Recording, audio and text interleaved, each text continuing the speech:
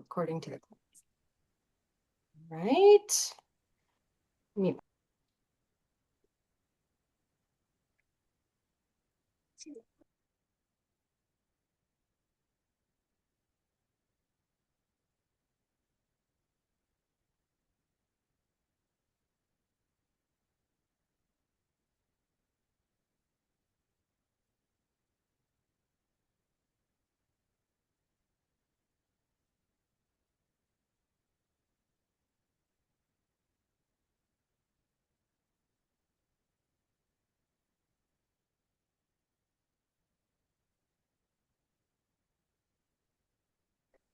Hi, everyone. Can you hear me? Mhm. Great. So 7:01, we'll just wait a little bit longer to let everybody pop on. Thanks everybody for joining tonight.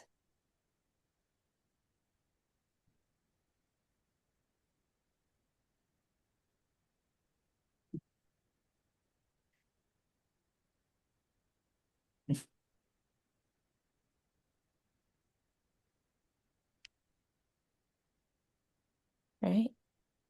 Everybody okay if we get started? Perfect. So I'm Carrie. I am one of your bargaining unit members. Thank you so much for joining this town hall tonight. Before we get started, just want to go over a few ground rules with you. First and foremost, please just make sure that you have yourself on mute, unless you're being asked to speak or you've raised your hand to ask a question. Um, if you do want to ask a question, we would ask that try to keep your questions focused to the topic tonight, which has to do with the RN wages. But we don't want to turn any other questions away. So if you have a burning question, by all means, if it's not related to the topic tonight, please throw it in the chat. We're going to be keeping an eye on that so we can address your questions at a later time, if it's not directly related to our wages. Um, Outside of that, if you do have a question, please just throw up your hand there, through the emojis, and once we call on you, you can come off mute and ask your question. I'll turn it over to you, Rachel. All right. Thanks, Carrie. I appreciate it. So before we walk through the details of the tentative agreement, we want to be very clear about our role as your bargaining team. We did the best we could with the leverage, conditions, and constraints we were given. We made hard decisions in good faith, knowing we could not achieve everything we hoped for this cycle. What you will not hear from us tonight or ever is a position on how you should vote. That has never been our role. Our responsibility is to provide transparent, complete information, the wins, the compromises, and the realities, so that you can make your own educated decision. This is your contract, and this decision belongs to you alone. We also want to acknowledge something directly. We recognize that last Monday's town hall did not meet expectations, and for some of you may have felt frustrating and left concerns unanswered and unaddressed. We hear that. We take that responsibility for improving how this information is presented. From day one, we have committed ourselves to transparency, but transparency without context can feel overwhelming and at times frustrating. Reading unedited tentative agreements without explanation or framing can be scary. We understand that. That is why tonight and in future town halls, we are committed to talking you through each article carefully, providing context and making sure the information is clearly and properly presented so that you can make the best decision possible. None of this work happens without you. Bargaining is not something we do to the membership. It is something we do with you collectively. There is also a lot of misinformation circulating, and we know how frustrating that can be. Every bargaining session was held open through the very end for our members to listen in for themselves. Throughout bargaining, every ONA RN member had the opportunity to attend each session and participate during our caucus time. Likewise, every OFNHP RN member was invited to participate in, and when working with the facilitator, had the opportunity to observe, engage, and provide input, remaining available the entire time. Transparency and access were central to this process. Tonight, we are focusing on an issue that impacts all of us, both at work and at home: wages. As chairs, ONA and OFNHP RN leadership are very pleased to welcome Kyle Arnone, Deputy Director of Collective Bargaining at AFT. Kyle has worked closely with us, your chairs, for about a year now.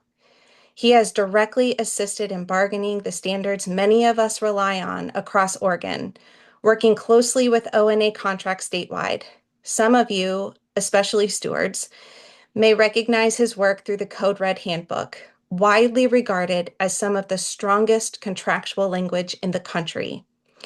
Kyle will walk us through the wage structures and what they mean within our organization and in the broader state context, using many of the same tools applied at OHSU, Providence, and many other major contracts. We know many of you are eager to hear about every agreement in full, but we would be doing you a disservice if we rushed through topics without showing you the complete picture or allowing time for meaningful conversation and questions. Tonight, we will take the time needed to do this right. Now, before we get started with the Wage Town Hall, I want to address one concern that people have noticed and may not understand: TAs and redlining. Before giving the mic over to Kyle, I'm going to pass the mic over to Allie, an OFNHP internal organizer who has been supporting the OFNHP RNs at the bargaining table. She will briefly review why TAs may look different and what the term redlining means. Allie, the floor is yours. Thank you, Rachel. Glad to see so many people here tonight.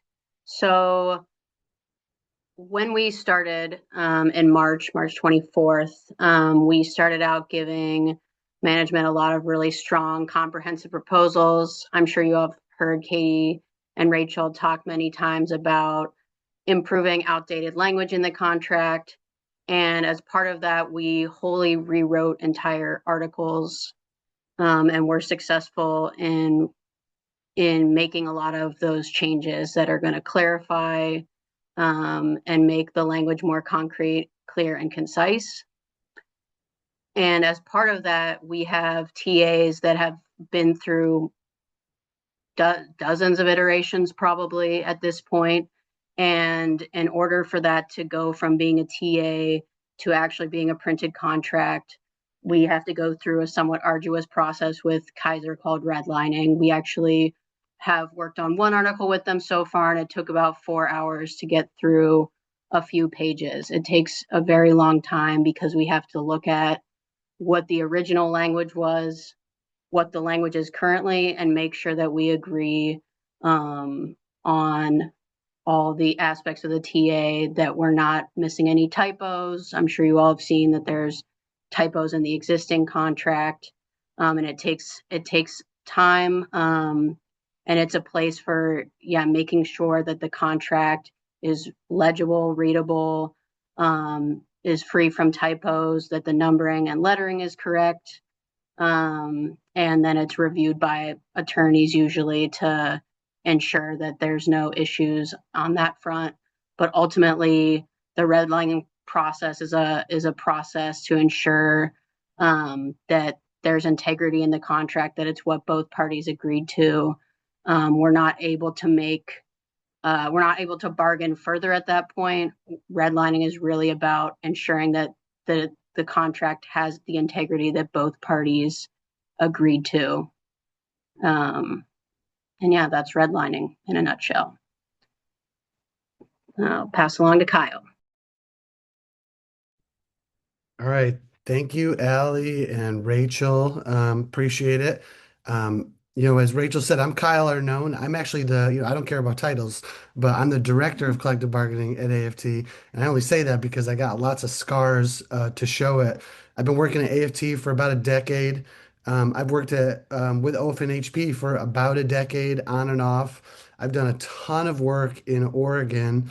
Um, and, I did work in Oregon before Oregon was the highest paid state for RNs in the entire country. And a lot of that has to do with the work that AFT affiliates did. Right now, like I said, RNs in Oregon is the highest paid state in the country on a cost of living adjusted basis. If you look at the nominal number, California is still higher, but cost of living in California is significantly higher. So when you take that into account, Oregon is number one, but it wasn't always that way. Um, a lot of people trace this back to OHSU. I actually think it started before OHSU. It started at St. Charles Bend. St. Charles Bend got a historic agreement, and a lot of this was like at the peak of the pandemic. It was like 2022, 2023. Hospitals were flush with cash. There was a huge RN shortage at the time, uh, and inflation was really high. And unfortunately, what happened to you all is that you all settled, and which is no one's fault, really. The national agreement settled right before inflation took off. It was like December 2021, like 2 weeks later, the inflation numbers came in at like 9% year over year.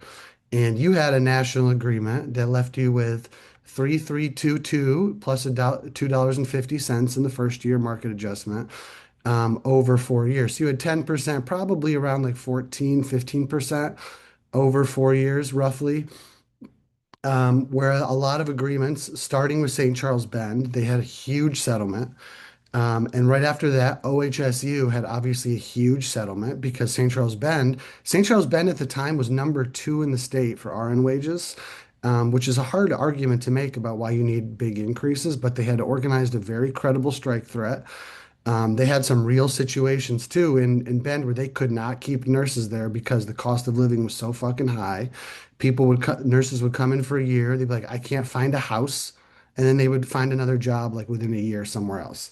OHSU looked very similar, like in a way, like they got huge increases. Cost of living was high. Hospitals were flush with cash. And obviously Providence was chasing the two of them. OHSU in particular because it was in the Portland market. And I worked on all three of those campaigns. I was in Portland for probably of the 46, 48 days of the strike, depending on when you count it. I was there for probably 40 of those days at the table with our RNs across all eight hospitals. And it was a grind. I do think, though, that this is under the circumstances. I know that Rachel said that, you guys aren't recommending like vote, telling you how to vote. I think this is a fantastic agreement. Is it perfect? Is it what you deserve? No, of course it's not. But I think what you have to look at is not whether you like the numbers or the words on the page. It's a question of like in negotiation theory, it's called like BATNA. Have people heard of this before? It's called like the best alternative to a negotiated agreement. Like, really, the question is not, do you like it? Is like, do you think you have another pathway to something better?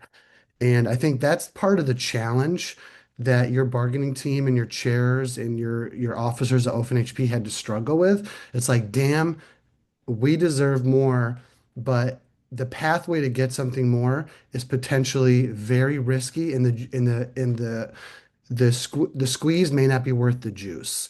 And I'm happy to talk about all of that with you. I do want to go through like the wage piece of it. In addition to like supporting your chairs, I also sit on the economic subgroup in national bargaining with your president, Serena Rohr. I do have a little bit of insight into kind of where the other alliance unions have been positioned in some of the situations that got us to where we are. And that's a very complicated situation. Frankly, I've never seen anything like it before. Like one of the things about bargaining is like, oh, I have all this experience, and then I do something new, and I'm like, I've never done this before. And I think with Kaiser, it is very different. I'll just say a couple things about why I think it's different. One is Kaiser is actually AFT has 1.8 million members. Kaiser is our largest private sector employer. And I don't even think it's fucking close. Their revenue per year is about $120 billion. The Department of Education, before it got gutted by the Trump administration, was about $60 billion. The state of, I think, New York City, which is our largest unit at AFT, we have 200 are local. We have 200,000 members in New York City. between teachers, PSRPs. We also have some RNs in New York City. The New York City Department of Education is $40 billion in their budget. Kaiser's three times larger than that. And I think one of the things that has made this bargaining so frustrating for everybody is the pace. And also the fact that you've been going to the table with people who don't make decisions. Like this bargaining went at a snail's pace, and then it was like a ludicrous speed. Everyone's seen Spaceballs before. I've seen Spaceballs. It was like, my mom used to love that movie as a kid, so she forced me to watch it. But yeah, ludicrous. It went from like snail's pace to ludicrous speed at the end. And like we honestly like didn't have a whole lot of say over that. The local people have a lot of the way I like to describe it to people is locally, they have lots of operational knowledge. They might be buffoons, some of them are, but they have operational knowledge, but they have no decision-making authority. And so you have to find a way to get yourselves in the room with people at Kaiser nationally because they have all the decision-making authority. Kaiser's very centralized. And in my experience, I've been working on and off at Kaiser stuff for close to 10 years too. I used to work at the coalition as the research director in like 2017, 2018. I was there when the coalition split up in 2018, like right after I had my first child. And then I had to come back to AFT, which was honestly like a huge blessing. Kaiser wasn't as centralized as it is now, as they were in 2018. Nationally, though, they have lots of decision-making authority, but they got no operational knowledge. And so Mary and Katie and Rachel had to explain things that they explained to the local leads in Portland and in the Northwest 17 other times, like the same things they've been explaining about why your staffing levels are inadequate, why turnover rates for new RNs are as high as they are, why you're so far behind the market. We were told at one point nationally, and I swear to you, this was in like a sidebar discussion nationally. They believed that RNs in the Portland area at Kaiser were paid 6 to 10% above the market. I swear to God that happened, which is obviously insane. Now, they relied on some data that made no sense to us, and our data was very straightforward. We just took all the wage scales in the Portland metro area, side by side, 0, 5, 10, 15, 25 years of experience, and compared them side by side. And based on that analysis, you were not 6 to 10% above the market. You were well below the market. So it has been, I'm just very proud of your bargaining teams and your chairs because there's really nothing like Kaiser bargaining. And they're obviously taking a very different posture than they have in the past, too. Kaiser would have never put out these videos that they have going after one of the alliance unions the way that they have this time.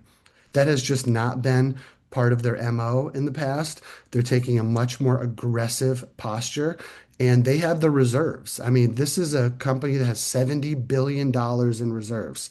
Just to give you some perspective, the entire alliance payroll is $6.5 billion.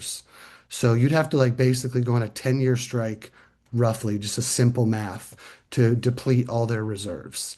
I mean, it's a big, badass employer that is taking a much more aggressive stance towards unions than it has in the past. And some of that probably has to do with the way that political discourse has changed in this country. And some of it probably has to do with the fact that the NLRB, the federal agency that enforces labor law, basically doesn't exist right now.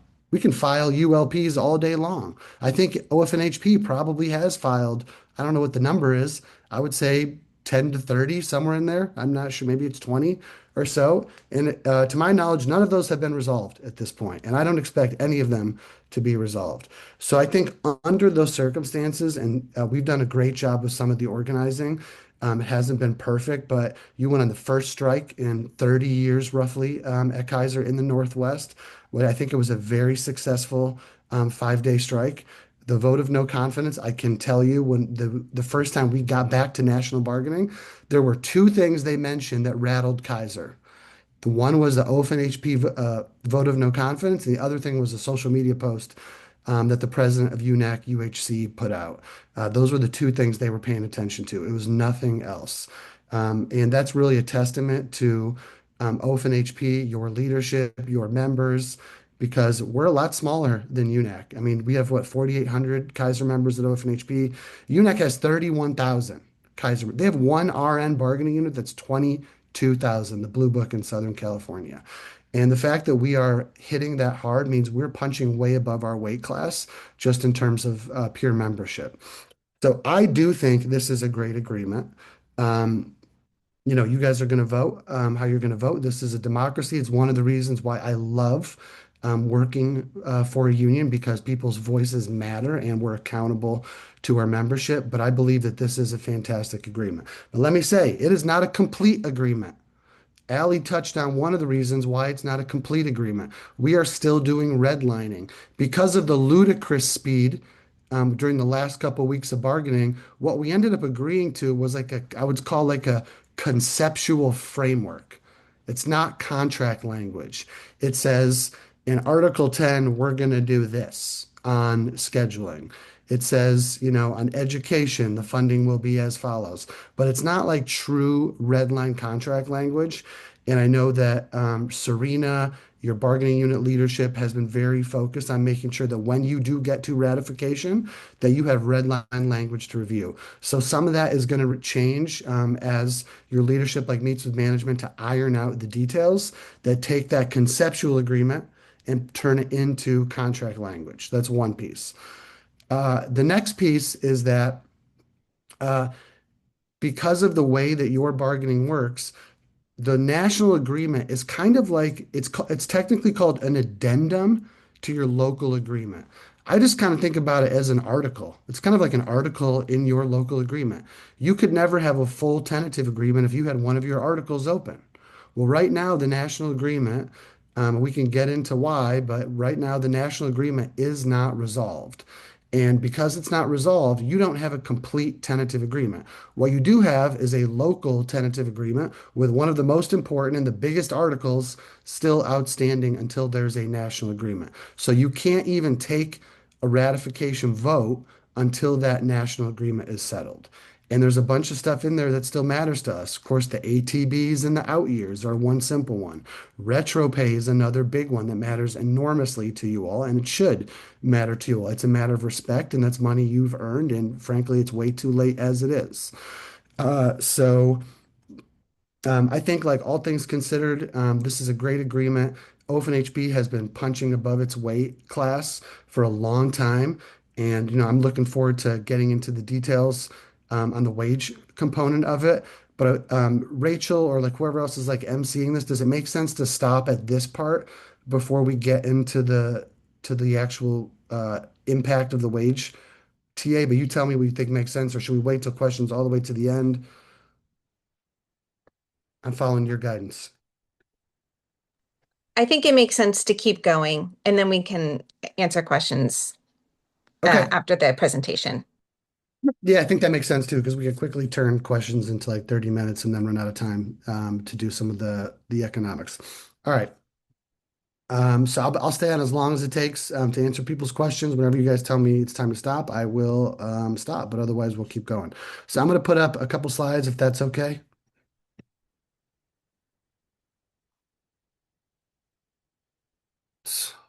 Give me 1 second. Can you see this? Okay. All right, all right, all right. I'm just moving this screen. Okay. So this shows right now what currently is on the table slash TA'd. So really what your local bargaining teams have TA'd is the first year, but they haven't even actually TA'd the entire first year because they haven't TA'd retro. But what we do know is that there's going to be a 12.5% increase that takes effect at some point in the first year of the contract. Now, right now, it's sort of like on ratification, whatever that may be. But I know that retro is a huge issue that we are pushing hard nationally. And I think if there's one thing that unites the entire alliance, it is the retro issue. So years 2, 3, and 4 right here, those are all national agreement numbers. Now, one of the things that I think a lot of people might know now, but at one point in time they didn't understand, is that in the second year, that's why I have year 2, part 1, year 2, part 2, and then we have year 3 and year 4. Year 3, this is what's on the table year 2 This is what's on the table from Kaiser. So 10/1/26, there'd be another 6.5. They have August 1st, 27, which is still in the second year. It's toward the tail end of the second year. There's another 3%. So there's actually 9.5% in the second year on the table now from Kaiser.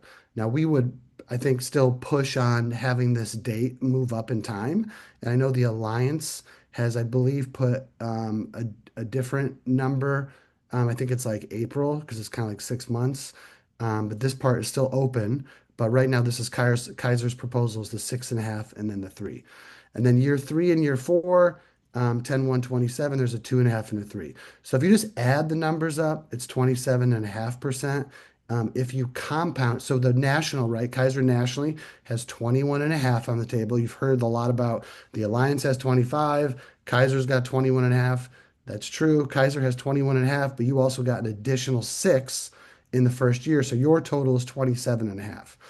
This doesn't take into account the fact that like, and we can go into like if you have questions about like what compounding means, but it basically what compounding means, the simplest way I can think of explaining it is if you have a 6%, so let's say you got $100, I give you a 12.5% raise, or 12.5% on top of that $100. Now you have $112.50.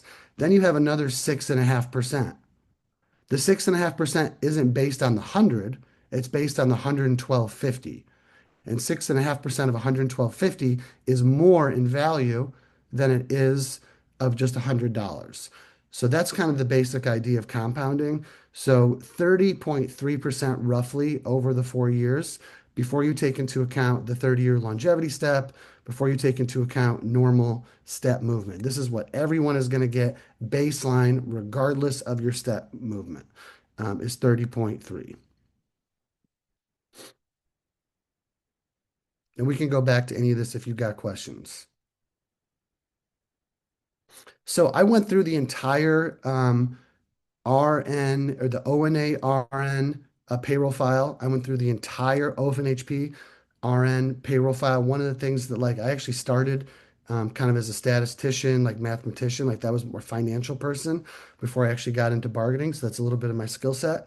And I just calculated like for every single person in your bargaining unit, like where they would fall at each point in the contract.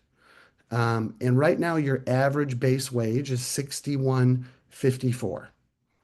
Uh, and so then here's how it changes on average across the entire units, I should say, because this does include ONA and OFNHP.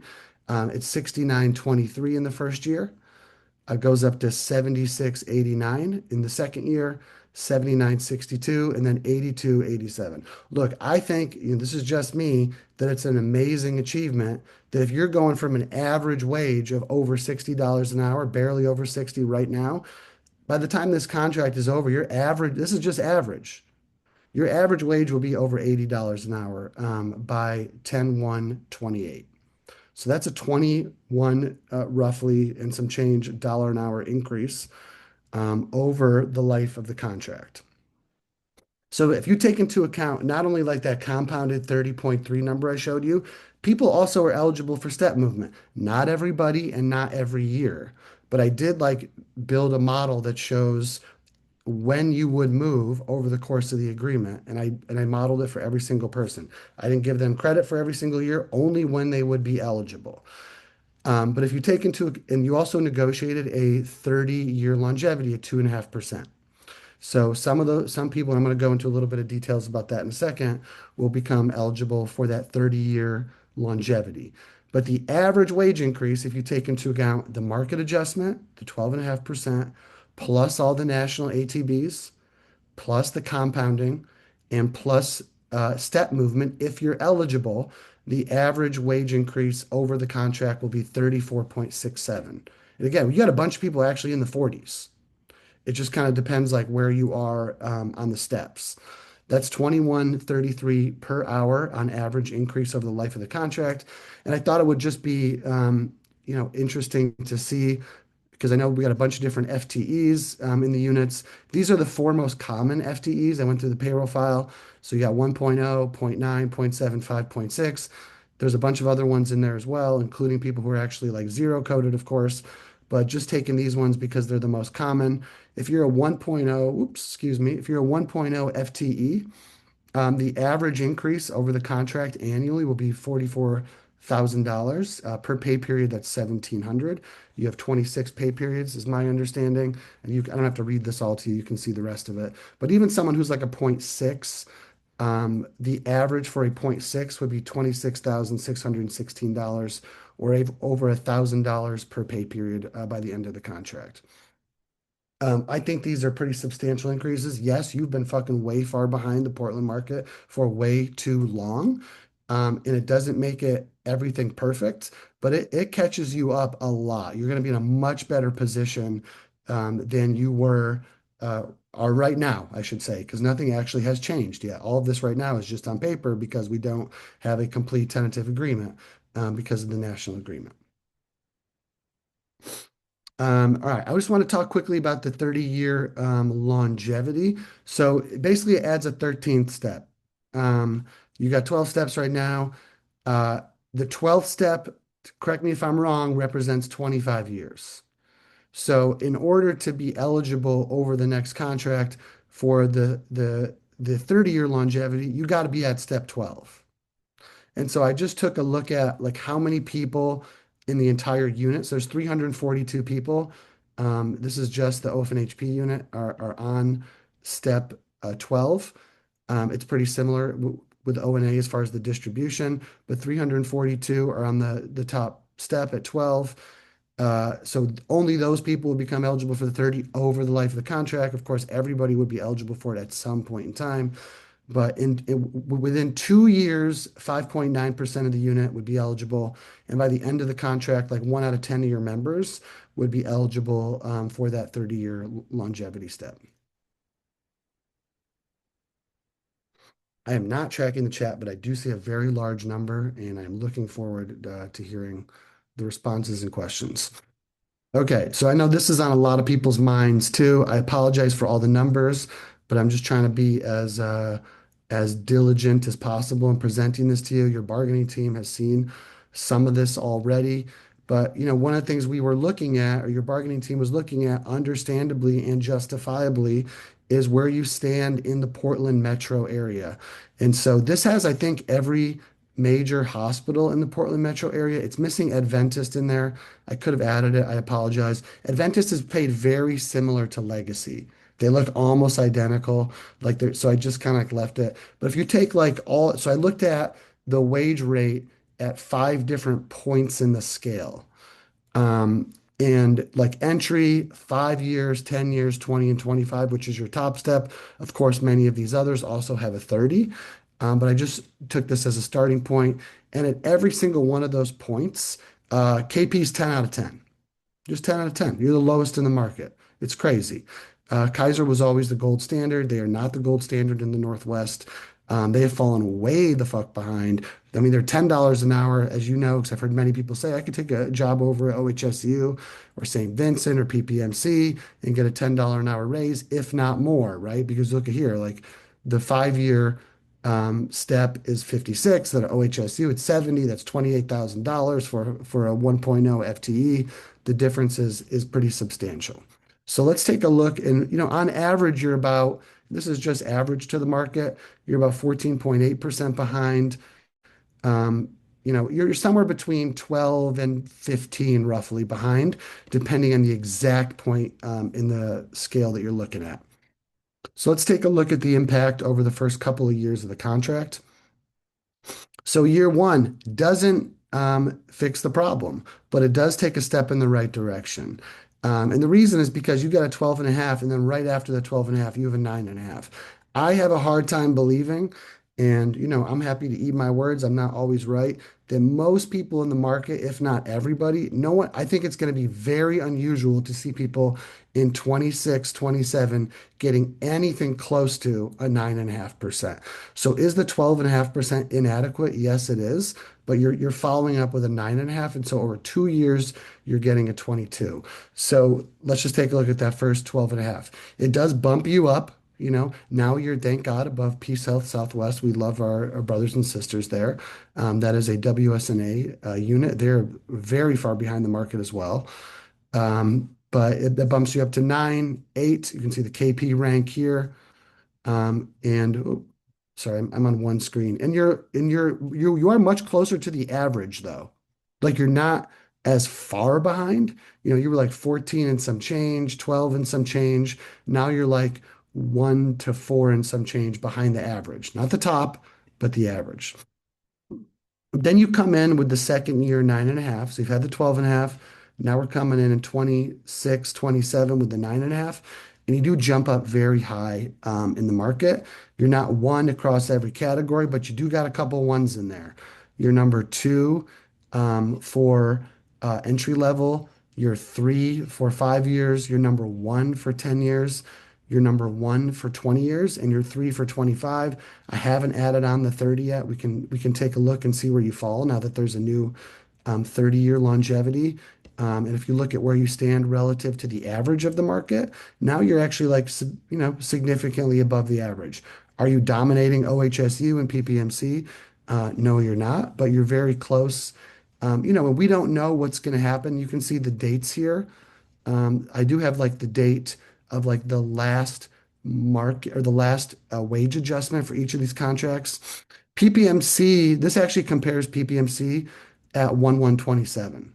So you would be at 58.24 if we took exactly what's on the table now from Kaiser at 8.27. But this shows PPMC at 1/1/27. There is no 1/1/28 for PPMC at the moment because I think that's the last year they get raises. So we don't know what's going to happen in any of these other contracts. And so this position may change to some extent. But this is the information we do have now about what we do know KP falls in the marketplace. Hey, So Kyle. yeah. It's Katie. Do you don't mind talking to everyone about how we factored in where you believe based off of being at OHSU's table, and I'm assuming you're going to be at their table again when they open, that we already factored in and anticipated what their raises will be given the layoffs and their economic situation? Yeah, I mean, yeah, there's a good chance I'll be supporting OHSU this year. I don't know yet, but they have had some layoffs. It's also tougher for them because they are now like so far at the top of the market. PPMC is like a little bit above them, but they're going to jump ahead them pretty soon, OHSU in this next cycle. But I just think it's going to be hard, honestly, for anybody to get unless you're way below the market, like Southwest. Southwest might get some raises, okay? Because they're so far, they're going to be the new 10, I think.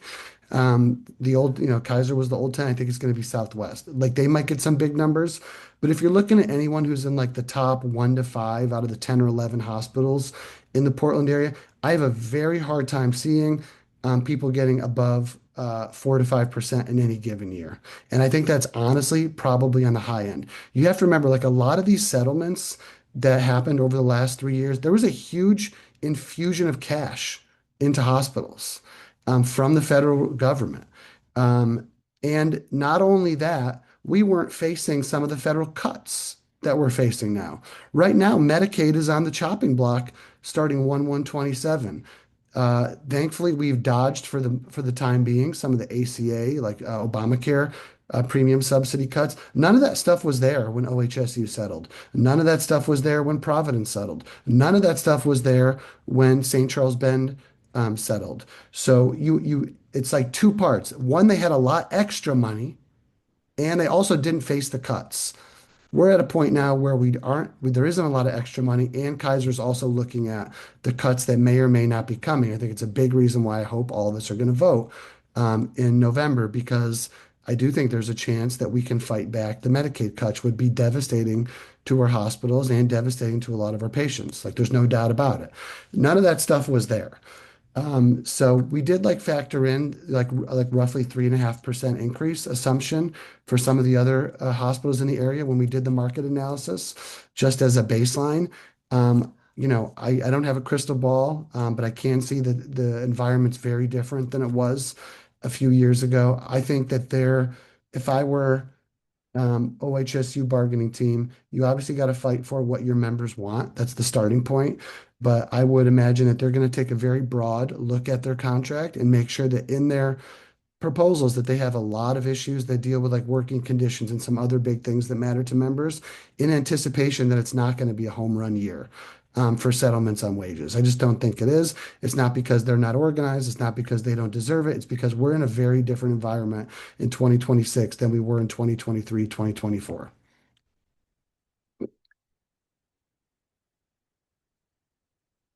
I think that was my last slide. So the last thing I wanted to show you um, real quick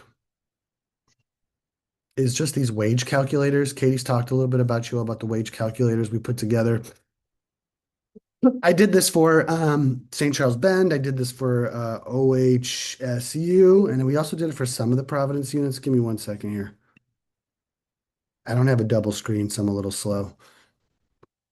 It's just the ONA one. I'll show the ONA one. I got two separate ones of these. I got one for ONA and I have one for OFNHP. The reason why I have two different ones is because I learned that even though it's called RN-73, it's not the same thing at the ONA unit as it is the OFNHP unit. So the scales, the grades look the same, but the scales are a little bit different. Like they're very similar, but like the label of the scale is different. So, there's this little like preamble up top that's like, here's what it is, here's what it does. It's not perfect. You got to look at your own unique situation and it might vary to some extent. Okay, but it's pretty damn close. So what you're going to do when you get this, I mean, if you're working yourself or with your members, is you basically interact with all the cells that are highlighted in yellow, and you put in your information. So like, let's just take, so you can just, there's a little like button here, boom, drop down. You can do 72, 73, 74, 75. I believe those are the four grades for ONA. You could say my current step is 12. I have 28 years of experience, and it lets you go all the way up to 50. I don't know if there are any RNs with 50 years of experience. God bless you if you've made it that long. That's a miracle. And then you can also change your FTE. And I didn't like include like every possibility for FTE because it just kind of gets ridiculous to interact with the cell if there's too many. But I took the ones that looked pretty common. So these are the four things we need from you. And as far as like the bigger economic things, like one of the things that you made big improvements on is standby pay. So I just asked people like, what's your hours in a typical pay period that you would have for standby? So you can like, whoa. You can put in, whatever that number is. I put up a number up to 80, because it's like roughly or it is a 2 week period with 26 pay periods. So I got this person at 20 and it shows the current rate and it shows the TA rate. Same thing here. The other two improvements, like there's other stuff that you got in differentials. This is not an exhaustive list of all the economic benefits because I also tried to balance like keeping this simple to interact with. But I put the things that I thought would impact the most people and that have the biggest impact. The other one is night differential. You're going from 590 to 750. So same thing. Ask this person here, how many hours do you typically work in a pay period, a night differential? Put in 80. This person, again, same thing. How many hours in a typical pay period for weekend? You're currently at $0. $1.50 is the TA rate, and I put in 15. And you go down here, and what it's going to show you, here's your current hourly rate. Here's your current annual for base wages only. This doesn't take into account, this doesn't take into account premium pay, time and a half, double time, any overtime categories. This is just like kind of FTE pay.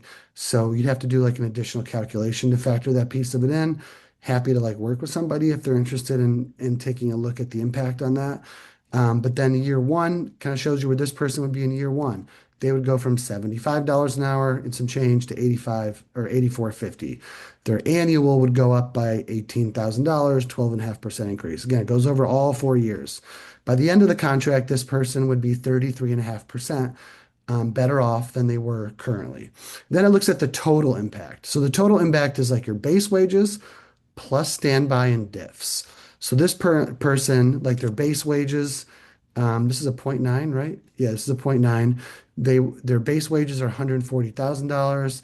They make about another 14,700 in standby and night and weekend, which doesn't exist, but that brings their total to 155. And then it looks at over the course of the contract, um, where do they end up? And they end up at, by the end, the total increase or annual increase over the life of the contract would be $52,000, or a 34% increase over the life of the contract.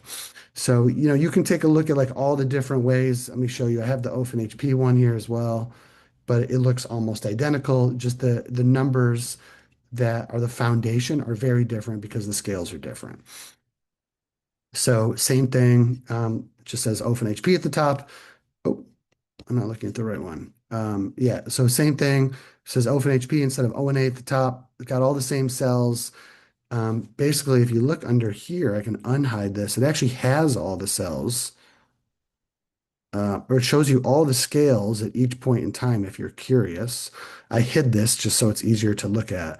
But this is like the current scale. This is the scale after year one. This is the scale after year two.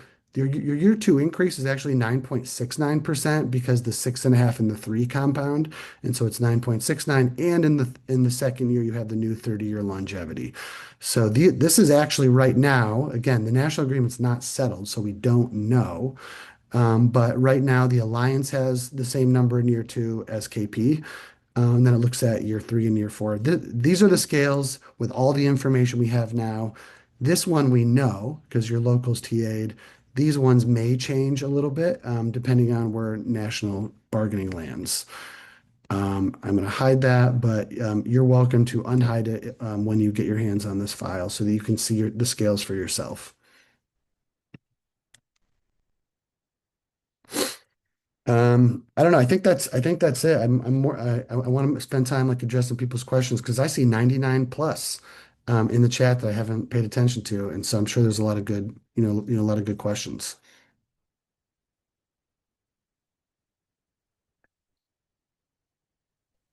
Thanks, Kyle. We've actually been able to get a lot of the questions that have been asked in the chat already addressed. So Okay. I would like to go ahead and call on Heather Morris to come off mute and ask your question. Sure. I guess my question is two parts. What kind of encouragement, pressure, etc., are we giving to UNAC to release whatever information that they're speaking about? Because currently that is what's delaying national bargaining. So that's one thing. And then, I saw in the chat people discussing about going back on strike if they're not satisfied with, the wages and all of the other things, which, by the way, I think the wage increases I really appreciate them. I think you guys have done a great job. But if we were to go on strike, does that not put the tentative agreements that have already been bargained at risk for having to be started from scratch?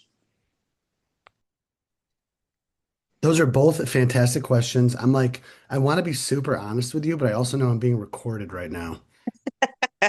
So how should we do this part? Should we not record the following piece or I should just like take the risk and you'll share it and people will clip me and I'll just be.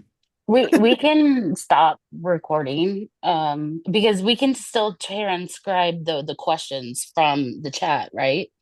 I can pause the recording as well. I'll pause it and then tell me Okay. when you want me to start it back up again. Yeah, because I feel like Thank you. Thanks. All right. So I'll repeat the question again since it wasn't recording. Monique is asking, why can't the 30-year step be part of the year one contract? That's a good question. I mean, honestly, this has to do with like Kaiser's inefficiency. That's all it is. I'll tell you, Katie and Mary and Rachel many times fought for that 30-step scale. It's ridiculous that we didn't walk away with a 30-step scale. They can't fucking do it. It blows their mind. And I'll tell you, like, I negotiated many 30-step scales. The OHSU scale, I designed that scale. Not the Providence scales, we eliminated all go steps and got all of them to 30 steps. I worked on every single one of those. Somehow Providence was able to do it. OHSU is able to do it. Kaiser just cannot do it. So ever. Like they just think it's just operational, like it blows. They just can't figure out how to code it. They also have this new UKG thing. I think that they're just like overwhelmed with the idea of putting any number greater than 13. So the 13, it is pretty typical. I will say, like, is it ideal? No. Like, do I think you should be able to code a 13th step like on ratification pretty easily? I do think you should. But it is pretty normal for negotiations for a new step to be pushed out a year, just because it does take time to like code it. And I know you all have had some problems like just figuring out like who has 25 years of experience or who has 14 or 15. So there's some like troubleshooting that is part of that process. So is it ideal? No. Like, could you get it in the first year? You could. Again, I don't think it's really worth it. But it is very normal for settlements to have it in like year two or three. The OHSU 30-year scale didn't take effect, I think, until well into the second year, or at least at the start of the second year. And I know that was more complicated than just adding one to the top. I recognize that, but it's not unusual for new steps to take some time.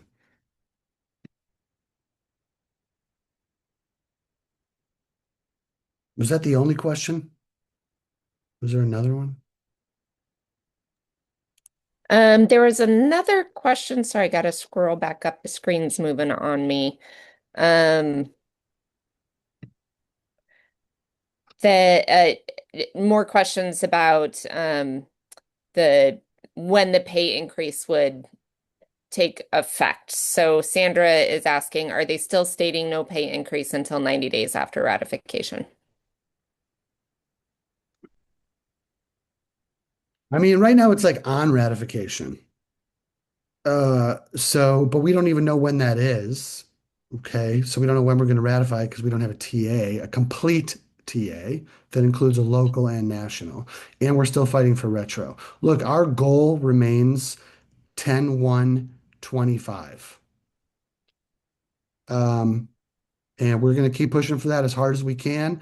And, as we move along in negotiations, maybe we get it, maybe we don't. I'm hopeful that we're going to get it, but we're going to check in with everybody here, and get their feelings because, like, there is obviously a cost to delaying bargaining. And so, yeah, but 10-1-25 is our goal for the first year. And Serena has been unwavering on that point, and I think actually most of the alliance has as well. Thank you. I see a hand up for an iPhone user.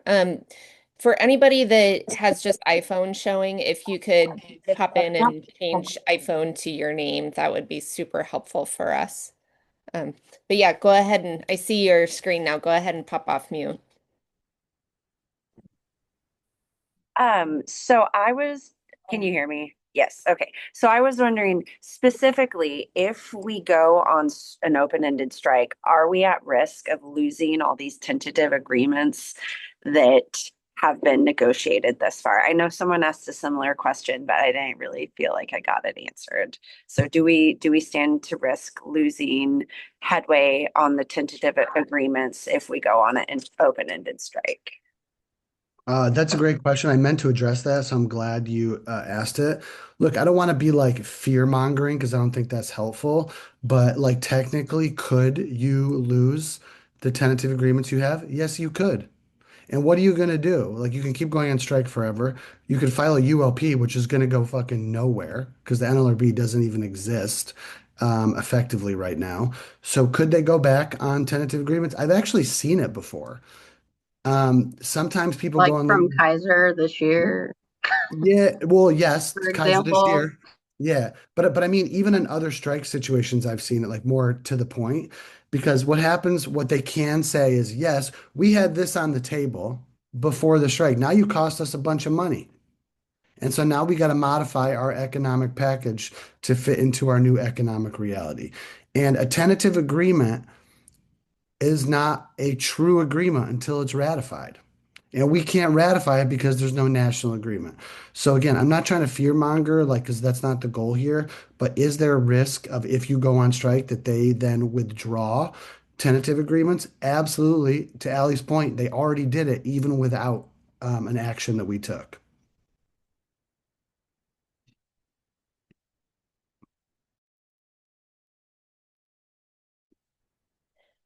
I'm not seeing any other questions in the chat. Actually, Lars is asking, what can we or what are we doing as a union to try and help push the retro pay?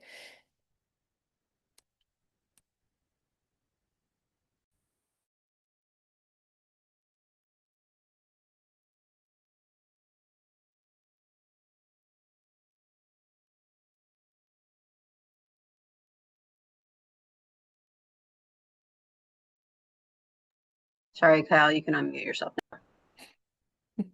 Sorry about that. I was trying to unmute it, but it said the host like wouldn't let me unmute. I mean, I think that honestly, we are just gonna have to keep pushing, like, keep our campaign going. I know that we've had lots of elected outreach. It's going to be a combination of like coming to reasonable agreements on the national, and also continuing the pressure on Kaiser. So I don't think we can like take our foot off the gas at this point. Like, doesn't mean we're going to like go out. I think it's everything short of that, to keep the pressure. Like, the vote of no confidence did rattle them. At some point, they're going to want to get to an agreement, and we have to let them know that OFN-HP members are united. They have the support of their elected officials, and we've had a lot of elected official support. That's in large part thanks to your officers. I know Hannah's done a ton of work, getting electeds, lined up. We're looking at other tactics to keep the pressure on the corporate campaign over the next month or so. And I do think that it is one of those things where the alliance itself is very united on this issue. Because in my experience, like, retro is just like, it's about the money, but it's also like about respect. And I think that we need to keep like educating our members about the retro issue. And frankly, the retro issue is also tied to the strike. Um, Retro strikes, in my mind, are not the smartest strikes, because, and not to say that'd be the only thing we went out over, is because like you end up like losing lost weight, like you lose wages while on strike that end up like in some cases like eliminating whatever you'd win in retro. Now there might be a point in time where that cost benefit makes more sense, but right now I don't think that cost benefit is there for us. So just like pay attention, stay engaged with OFN-HP stuff on actions, because I do know that we're going to have more stuff that we're going to be rolling out over the next couple weeks. Mary? One of the questions I noticed was, when will your calculator be on the site for people to utilize? And we can send it around by email, like if people want to interact with it that way. I think that Shane like already put it up there, but Katie, go ahead. Yeah, so it's going to go out in an email with this video for people to review. And it will be announcing our next town hall, which is next Thursday. We heard you all. We need to mix it up on dates.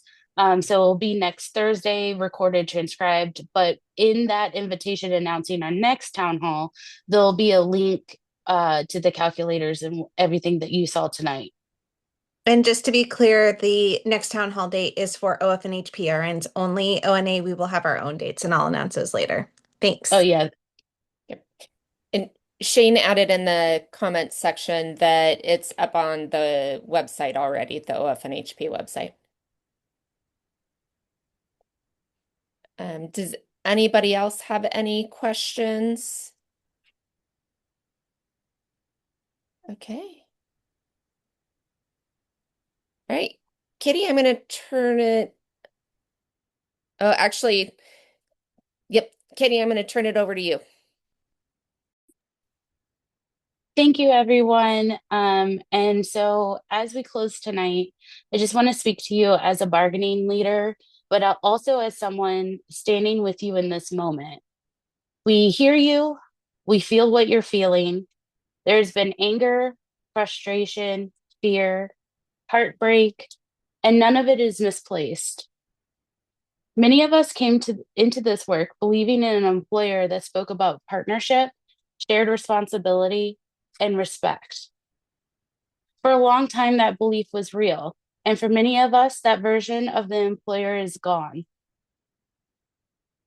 Grief doesn't always look like sadness. Sometimes it shows up as anger, sometimes as exhaustion, Sometimes it's the feeling that no matter how hard you work, it is never enough.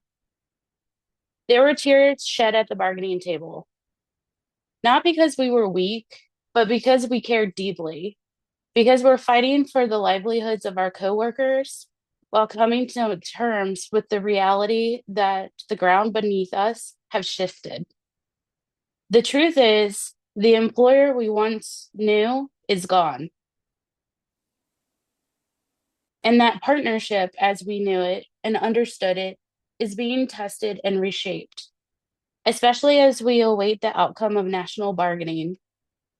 That loss is real, and it deserves to be named. And tonight, we focused on wages, only wages, intentionally, because wages are not abstract.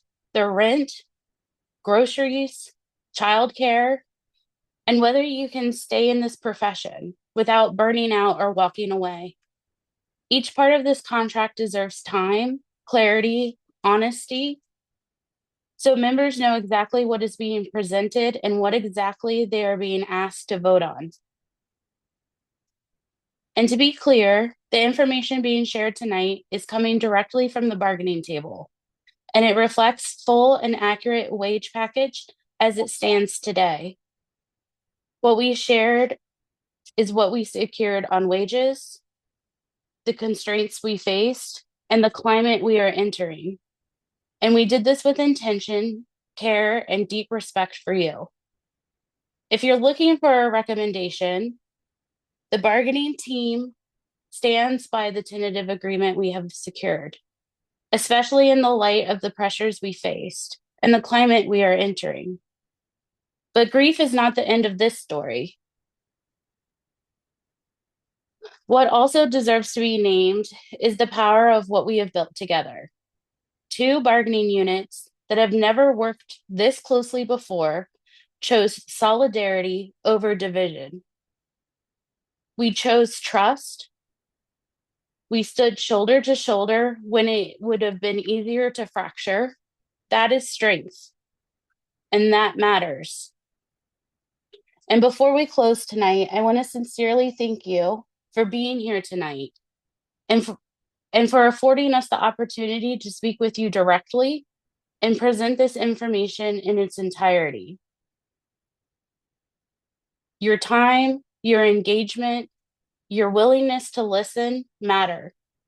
Whatever you decide, know this: your voices, your solidarity, and your willingness to stand together is what will shape us for what comes next. And so with that, for the OFNHP RNs, we will be having our next town hall on Thursday, January 22nd at 7:30 to 9 o'clock. We will be going over the other we have several hot topics, but union rights, and in particular,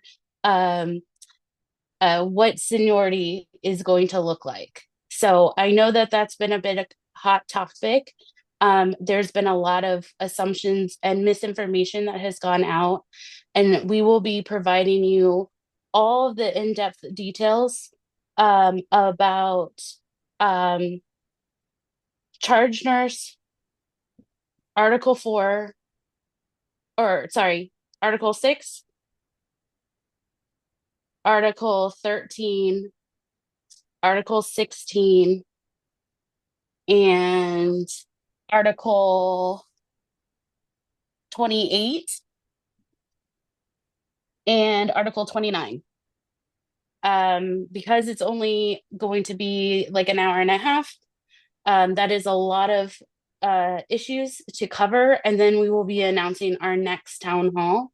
I see already comments asking about travelers. We cannot share that at this time because when we secured the framework, it still lives in a supposal. So there is language still to write. So the bargaining team is not done. And as you know, we are actively redlining our contract and doing edits to the language. So what you have seen is in its raw, unedited form. And so our next town hall, you should be getting an email tomorrow with a link with this video and all of the other data. So Katie, thank you. before we sign off, Stacy, I see your hand up. I want to give you a moment to speak before we drop off. I just had a question about the step 30 years. So it may not even go into effect for a year after this contract starts. Can you hear me? We can Yeah, hear you. Oh, yeah, we okay. do. Yeah, we can. And We so, don't actually know right now the effective date of it. I would guess that yeah, I mean, I think we'll be able to get it in this calendar year, but it might not be until like 10/1, like 26 or like whatever pay period's closest. so with that said, when it goes in, if we get the retro, which I would be shocked if we don't, because except for the fact that management is management, because I've never seen a contract where we haven't got retro. So if we do get retro, it would be retroed back to the beginning of this contract, no matter when it goes into place. Is that correct? That's not necessarily correct. I mean, typically, I'm not saying we won't fight for it. Typically, like the thing that is retroed is like the across the board stuff. So like the national ATB or the market adjustment, like you won't see, for example, like and there might be some exception out there because I think people have pointed once to me. I have, at least in my experience, never seen someone get retro on differentials. Like so, like the like there's not. I don't think there's going to be a night shift differential retro. Like I'm sure that there's some example out there somewhere in the world where that has happened, but it's very very rare. Now, could we negotiate for like a sign-on bonus that like provides equivalent value? Like we could do that, but I think that like a retro on the 30-step longevity, I think is going to be challenging. Well, I'm at Just to be 32 honest. years right now. Yeah. So, so like, so this contract, I would be at 32 years per 30 per September 30th. Yeah. As So, soon as it's implemented, you get it. so if they don't implement it until March, I would get retro if we get retro back to the beginning of this contract, right? No, I'm saying that like the retro typically only covers like it doesn't cover like every single economic benefit. I wish it did. Um, we will absolutely push for a retro to cover the 30-year longevity. I think they're going to be very reluctant to do it, but it will cover things like the 12.5%. Typically that's what's covered, but not things that change the step scale or that like get into the differential category. And that's normal across a lot of different contracts.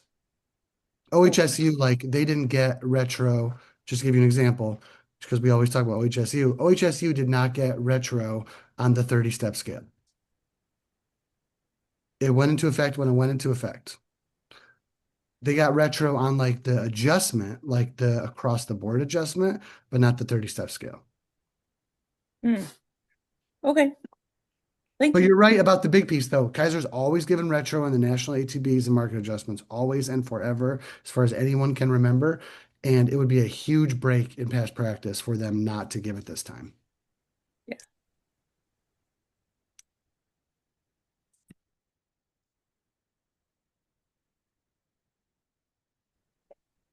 All right, thank you, everybody. I don't see any other questions. Did any of our other team members, Katie, have anything else you want to add? Okay. Thank you so much, everybody, for coming. Please enjoy the rest of your evening, and we'll see you for the next town hall on the 22nd. Take care, guys.